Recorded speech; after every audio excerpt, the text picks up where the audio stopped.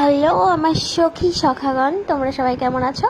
আজ তোমাদের জন্য নিয়ে এসেছি একটা ছোট্ট ব্লগ। এটা আমাদের ফার্স্ট ট্যুর আর ফার্স্ট ব্লগ।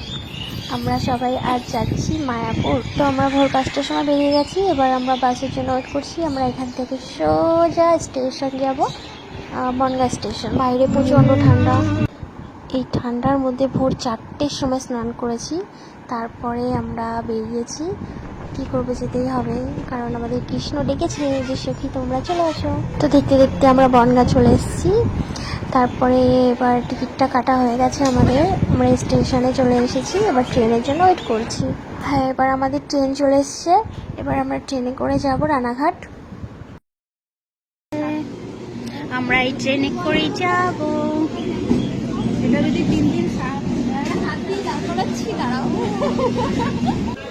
আমরা ট্রেনে উঠে গেছি। তো আমাদের এই কামরাতে কিছু ছেলে উঠেছিল। ছেলেগুলো এমন এমন কথা বলছিল, খুব হাসি পাচ্ছিল, খুব হাসাচ্ছিল। তো যাই হোক, আমরা 3জন মেয়ে ছিলাম ট্রেনের মধ্যে, আর কোনো মেয়ে ওঠেনি হয়তো। তখন বনগাঁ থেকে ট্রেনটা যাচ্ছিল, ওই জন্য একজন আবার হাত দিয়ে হাই হাই করছে। আমাদের এটা খেয়ালই করিনি। অ্যাকচুয়ালি আমি ভিডিও করছিলাম বলেই হয়তো ব্যাপারটা একটু বেশি বাড়াবাড়ি হয়ে যাচ্ছিল। পেছনে দাদাগুলো সেরকম কিছু বলেনি, এমন এমন কথা বলছিল, সেগুলো শুনে হাসি পাচ্ছিল, খুব হাসছিলাম। তো আমরা নেমে গেছি রানাঘাট। ভীষণ খিদে পেয়েছে। এবার খাবার অর্ডার করা হয়ে গেছে, আমরা এখন খেয়ে নেব কিছু।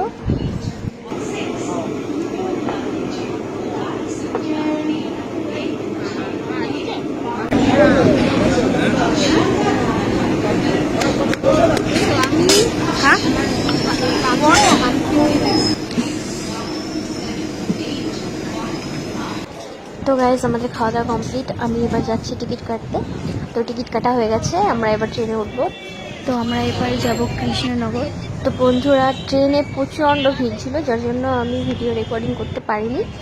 তো ট্রেন থেকে নেমে আমরা একটা টোটো ধরে নিয়েছি। তো ওই টোটোতে করে আমরা সোজা চলে যাব মায়াপুর। তো গাইজ, আমাদের অনেক দিনের ইচ্ছে ছিল যদি আমরা ঘুরতে যাই তো আমরা প্রথমেই যাব মায়াপুর। তো আমাদের ইচ্ছেটা পূরণ হয়ে গেল, আমরা শেষমেশ চলে এলাম মায়াপুর। তো গাইজ, আমরা খুব খুব খুব খুশি। যে জিনিসগুলো আমরা রিলসে দেখতাম, মোবাইলে দেখতাম, আজ আমাদের চোখের সামনে, আজ আমরা রিয়েল দেখছি। আমার তো ভীষণই ভালো লাগছে, ভীষণই আনন্দ হচ্ছে। আমরা কৃষ্ণের কাছে চলে এসেছি, তো খুব শান্তি লাগছে।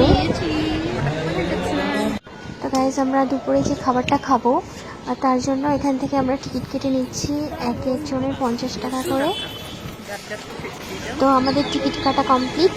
তো আমরা এবার একটু মন্দির চত্বরটা তোমাদের ঘুরে ঘুরে দেখাই, চলো তাহলে।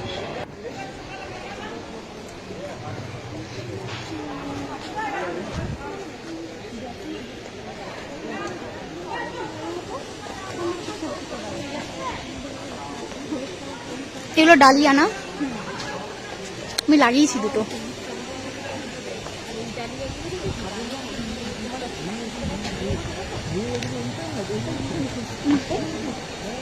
নাদি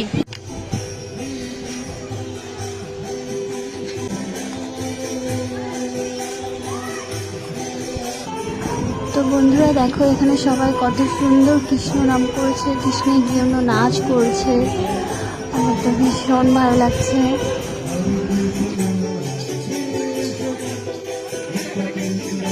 কিছু কিছু ছেলে মেয়ে কখন যে এসে আমার ক্যামেরার সামনে হাই হাই করেছে, আমি তো কিছুই বুঝতে পারছি না, তখন আমি খেয়ালই করিনি।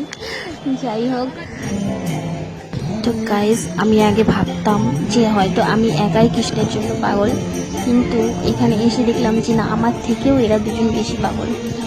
ভাই, আমি এদের ভিডিও করে দিয়েছি, আমার ভিডিওটা একটু এরা করেনি। তো গাইজ, অনেক নাচা গানা হলো। এবার আমরা দুপুরে ভোজনটা করতে যাব। তো আমরা এখন লাইনে গিয়ে দাঁড়াবো, চলো তাহলে। তো এখানে অনেকটা বড় লাইন দেখলাম। আমরা জুতো, এই সাইডে জুতো রাখার জায়গা আছে, সেখানে জুতোটা খুলে এখানে হাত ধুয়ে তারপরে প্লেট নিয়ে এক এক করে আমরা খেতে বসে গেলাম। আমার কৃষ্ণ ভক্ত বন্ধুরা, তোমরা যদি কেউ যাও এখানে খাবারটা খেও, খাবারটা খুব সুন্দর ছিল। নিরামিষ ছিল পনির দিয়ে, খুব সুন্দর ছিল রান্নাটা, খুব সুন্দর হয়েছিল। তো আমরা খেয়ে মাঠে একটু রোদে বসেছিলাম, সাইডে ওর মাসি বাড়ি, তো মাসির ছেলেরা এসেছিলো, তাই আমরা বসে একটু গল্প করছিলাম, আড্ডা দিচ্ছিলাম। তো গাইজ খুব মজা হলো, খুব মজা করলাম। তো আমরা এবার বেরোবো। জীবনের সব থেকে একটা কঠিন পরিস্থিতির মধ্যে আমাকে পড়তে হচ্ছে শুধুমাত্র এইটার জ্বালায়। আমি বাসে উঠতে পারি না, আমাকে জোর করে বাসে করে নিয়ে যাবে, 3 ঘন্টা বাসে করে থাকতে হবে, ভাবা যায়? আমাকে সবাই দেখে নাও, এত সুন্দর কিউট কিউট ফেসটা, একটু পরে চুড়েলের মতো লাগবে আমাকে। দেখো একটু দেখো, বাসে ওঠার সময়ের ফেসটা একটু দেখো, আর এখনের ফেসটা একটু দেখো, আর পেছনেরটা একটু দেখো। মাঝে মাঝে উকি মেরে মেরে দেখছে যে আমি বেঁচে আছি কিনা, আর মজা নিচ্ছে। আমার এই অবস্থা দেখে ও মজা নিচ্ছে। ওর মুখের ওপর আবার কথা বলা যাবে না, একটা বললে 14টা শুনিয়ে দেবে, এই জন্য আমি চুপচাপ করে সেই বাসে করেই গেলাম। ও খুব ঝগড়ুটে, তো ওর সঙ্গে আমি ঝগড়া করে পারি না। ও আমার বান্ধবী না, শত্রু, আমি মাঝে মাঝে ভাবি সেটা।